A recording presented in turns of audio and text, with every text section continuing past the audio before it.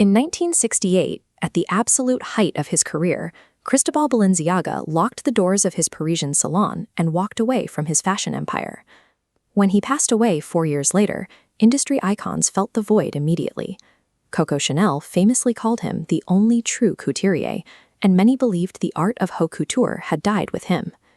For the next 2 decades, the name was largely absent from the runway. The empire was stripped down to a mere perfume license owned by a German chemical manufacturer. Today, that defunct perfume label is a modern juggernaut, outfitting billionaires and setting the pace for global streetwear. This survival was achieved through a brutal, century-long cycle of facing extinction and responding with radical disruption. Cristobal rose from poverty to become a personal seamstress for the Spanish nobility, developing a mastery of design that would eventually define his career. His first extinction event arrived in the 1930s. The fall of the Spanish monarchy and the outbreak of the Spanish Civil War destroyed his elite clientele and forced him to flee to Paris to start over. He arrived in a French industry obsessed with the tight, restrictive hourglass figures popularized by his peers.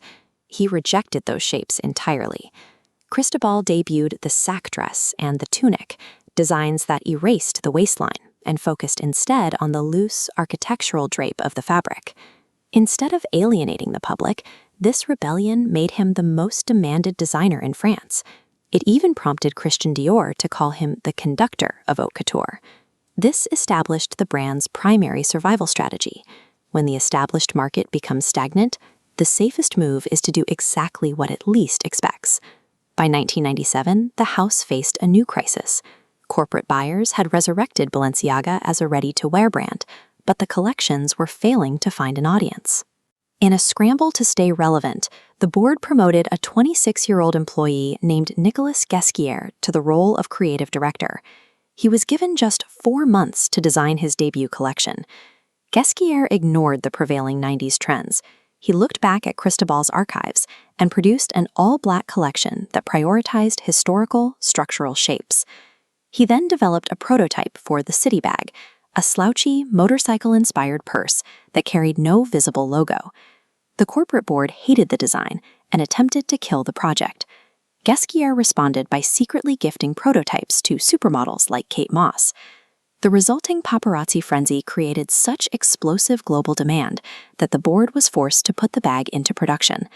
Ghesquière had successfully forced the industry to adopt his specific brand of avant-garde rebellion, securing the house's future by ignoring the traditional market.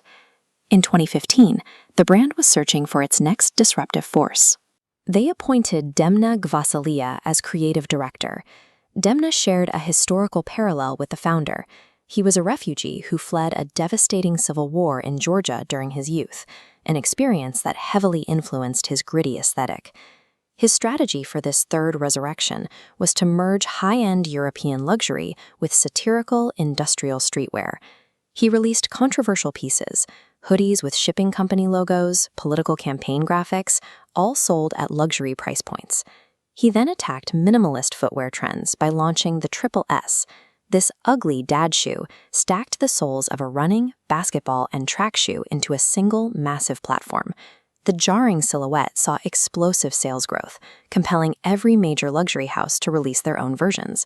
While critics argued this ruined the brand, Demna was actually executing Cristobal's original strategy, taking shapes the world deems wrong and making them impossible to ignore.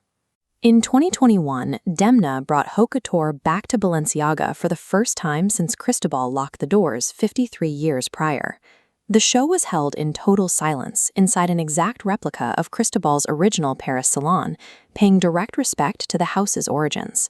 The collection bridged the 2 eras, featuring models and structural coats that resembled historical Spanish armor, but were built using modern streetwear materials. Balenciaga's history suggests that longevity in fashion is less about consistency and more about the recurring courage to abandon convention exactly when it feels most comfortable.